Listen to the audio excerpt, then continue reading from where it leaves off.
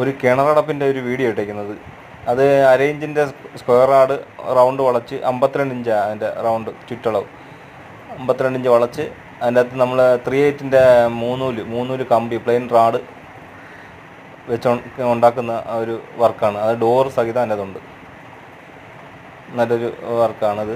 അതിനകത്ത് ഫ്രെയിമർ അടിച്ച് എപ്പോക്സി ഫ്രെയിമർ അടിച്ചിട്ട് അതിനകത്ത് സിൽവർ പെയിൻ്റ് അടിച്ച് ചെയ്യുന്നതിൻ്റെ ഒരു വീഡിയോ ഇട്ടേക്കുന്നത്.